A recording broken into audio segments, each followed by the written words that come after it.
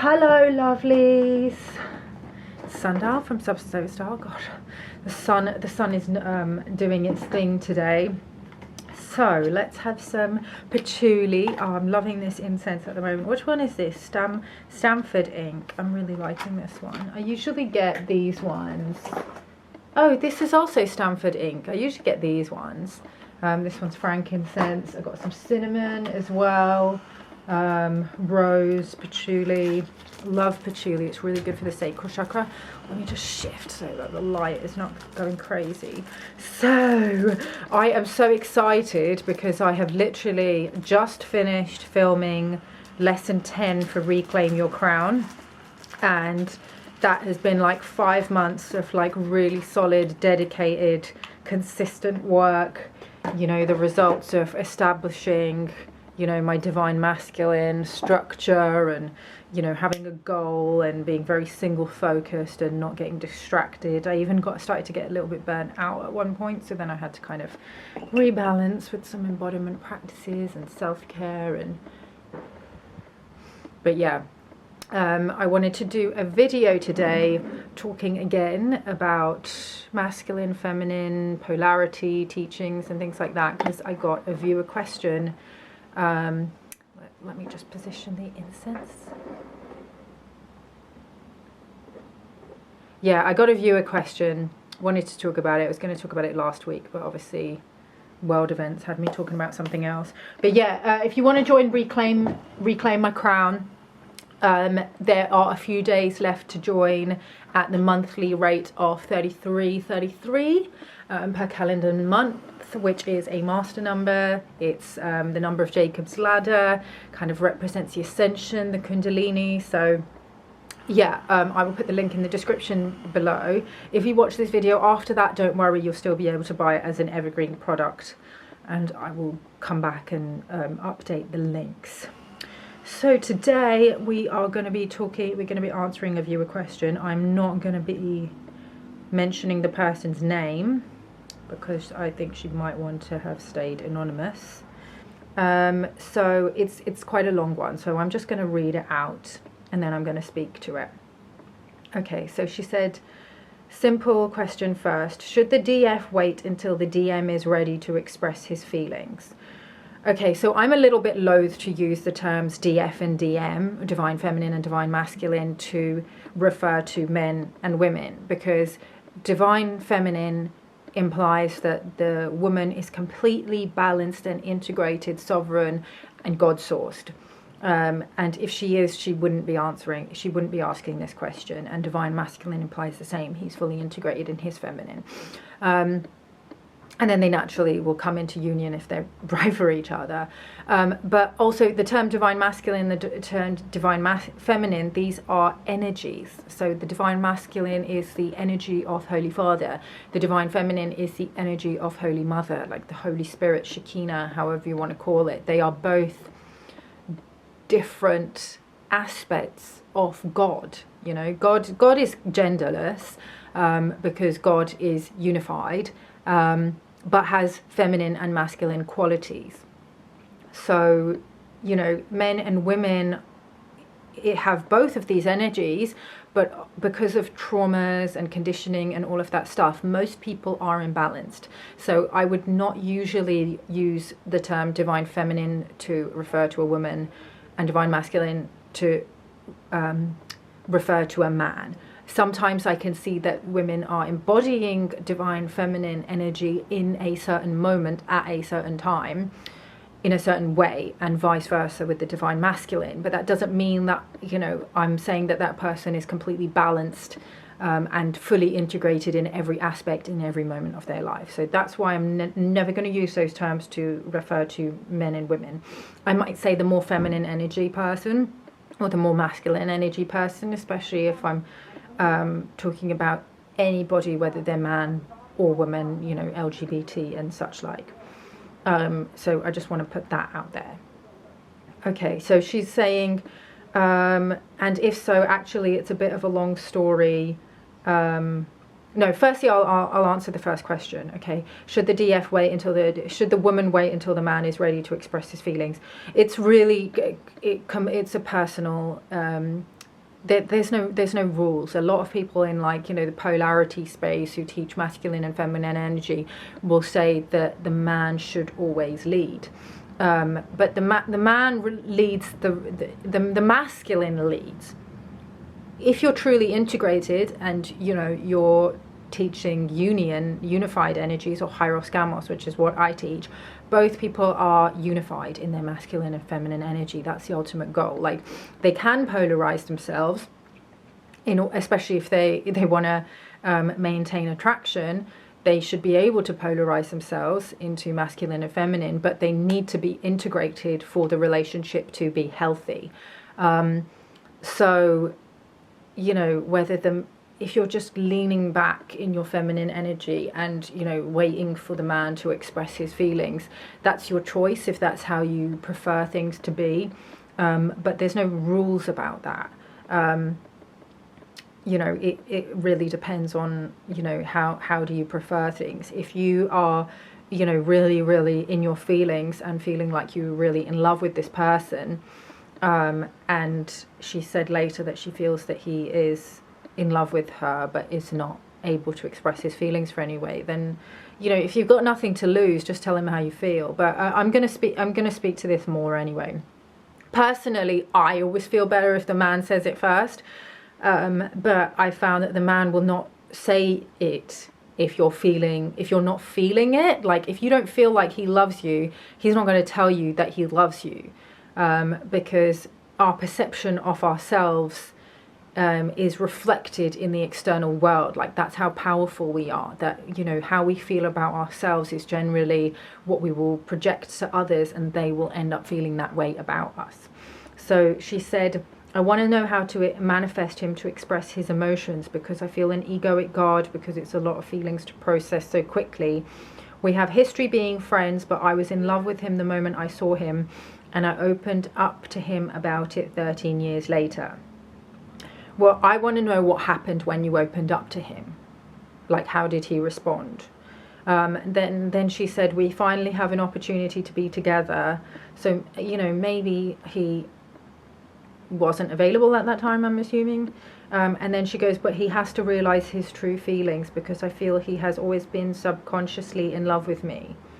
Well, I mean, if he's in love with you, then just, you know, you got to let him express it. If you've already told him how you feel and that you're in love with him, then he should already know. Like, obviously, if it's been years since you told him, you got to give him a green light. Like, even though, you know, in the polarity teachings, the man will initiate and make the first move, you know, we say that he will, but actually 90% of cases, they've done studies of this, it's usually the woman that's actually making the first move, but her move will be much more subtle. It will be like she'll be giving the green light, so it will be like a dropping of the hanky, you know, like, you got to let him know that it's safe, and that you are emotionally available to his advance, especially nowadays, you know, with the Me Too and so much of, you know, gender reversals, which is just actually just the pendulum swinging in the opposite way, because we were so imbalanced with women being in their wounded feminine and men being in their wounded masculine, that the pendulums will swing the other way. And that's what we're seeing now, with, like, women being more in their masculine and men being more in their feminine. So just allow him to lead if you want him to be occupying the masculine pole, but just to let him, you know, give him the signals that it's, you know, that it's okay and that you are interested, but in a way where you're embodied in your own energy and you're not leaking your feminine energy outwards, you know, wondering about how he's feeling and what he's doing, and, you know, having an agenda and trying to make something happen, because men can feel that. They can feel that agenda, that control, and you projecting your energy outwards. That's kind of a masculine energy thing, that, you know, women will do when they don't feel secure in their own experience. So just when you're around him, be in your own body, be in your own experience. And, you know, if you can send, okay, I'm going back to her message. If you can send any guidance on how to use tonight to bring his truth to the light soon, and manifest for our love to actually become something I would be most grateful. I think it was like the solstice or something.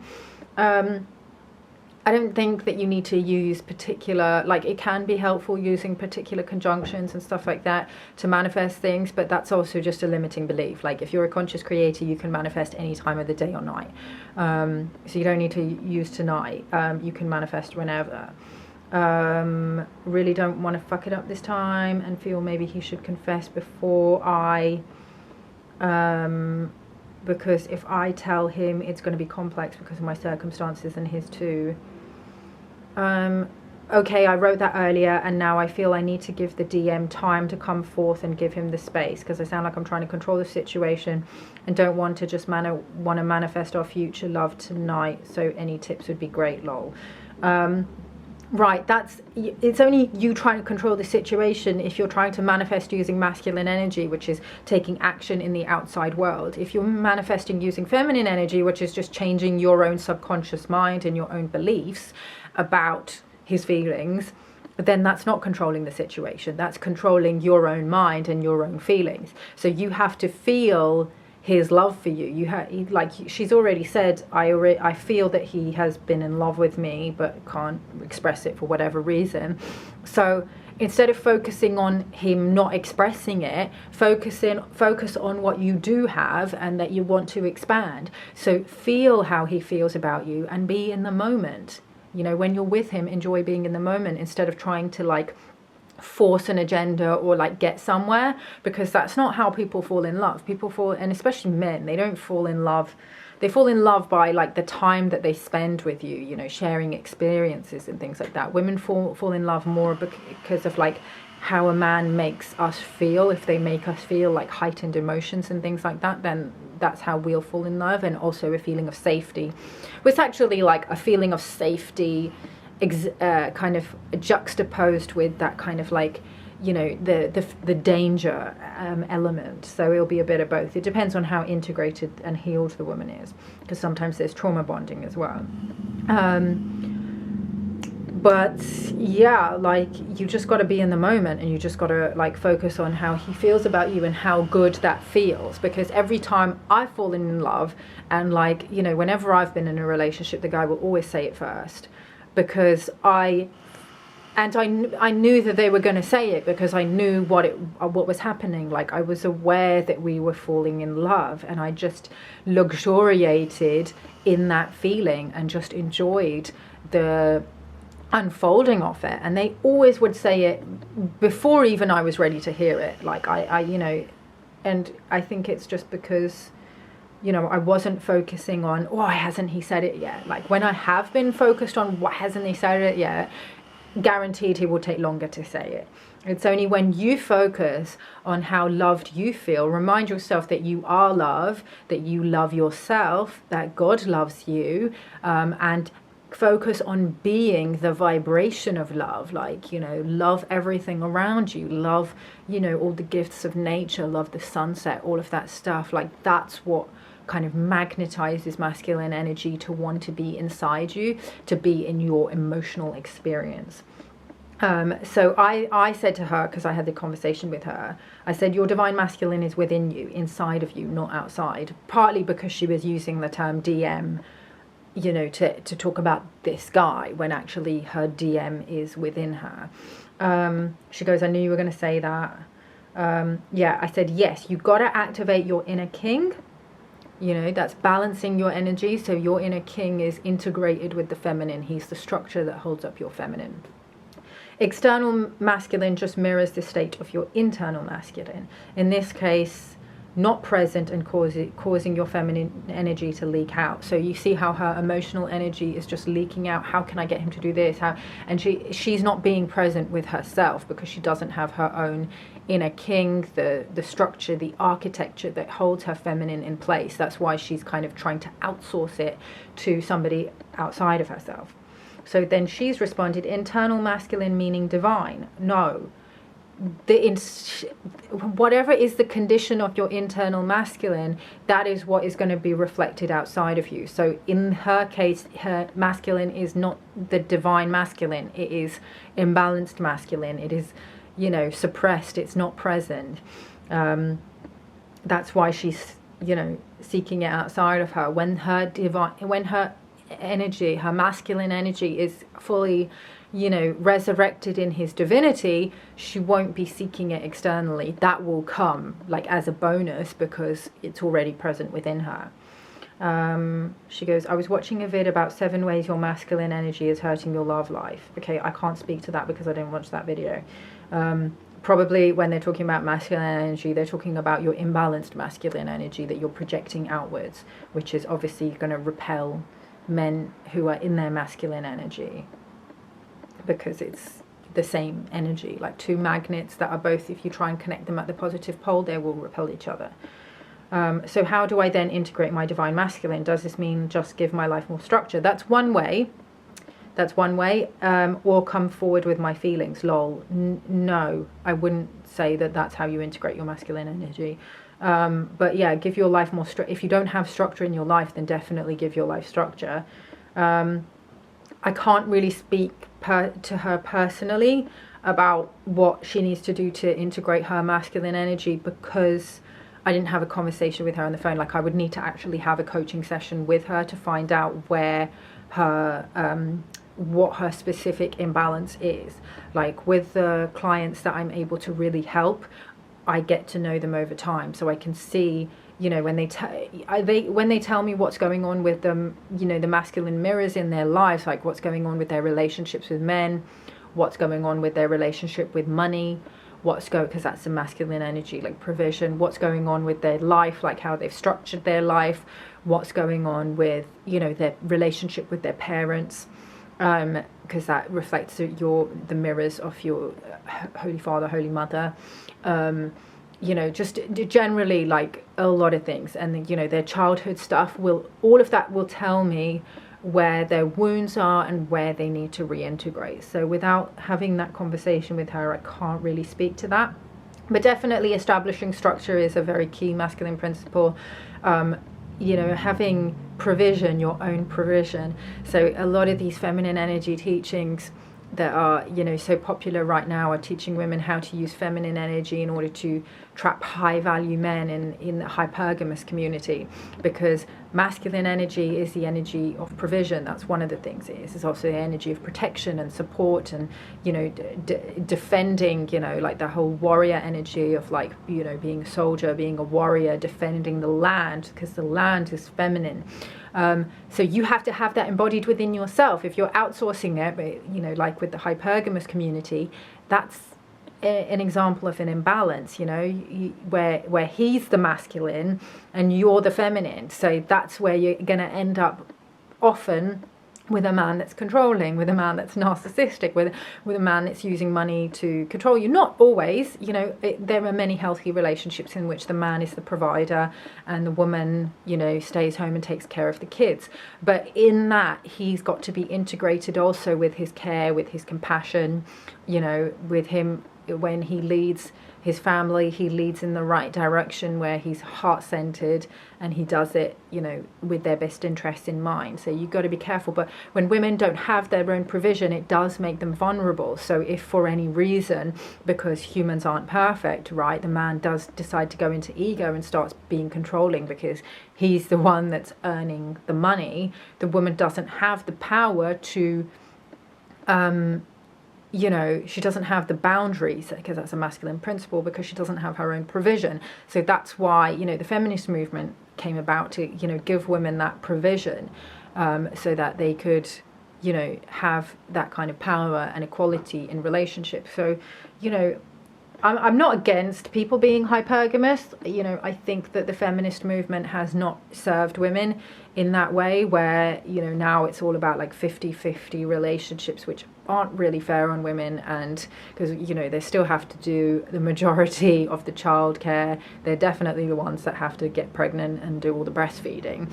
And when they're paying 50% of the bills, that kind of makes it not really fair. But at the same time, I do think that women should have their own provision in order just to keep their own internal masculine strong, because it's your internal masculine that will protect you. And when you have a healthy internal masculine, then the masculine mirror that shows up externally will mirror that. He will be healthy as well. If yours is kind of out of balance, then you know, the external masculine will also be out of balance and the relationship won't be ultimately healthy.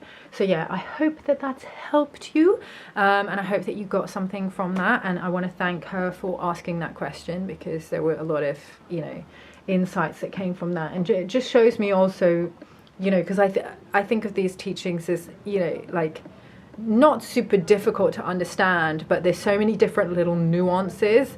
And obviously I've gone into kind of areas where I've, you know, swung the pendulum too far one way or another, that, you know, I think it's really important that we discuss kind of the intricacies of how these energies play out, just to kind of help each other. So yeah, if you want to book a session with me, then you can DM me on Instagram. If you want to join my course, Reclaim Your Crown, and balance your energies, come into union with yourself, with God, as a self-realized sovereign being, then click the link in my bio. I will love you and leave you, and I will see you in the next one. So fam, peace out, one love. You're introduced to LSD, and unless you've taken some other drug, like for instance like marijuana or something, well, you know, it's an altogether new thing, and you actually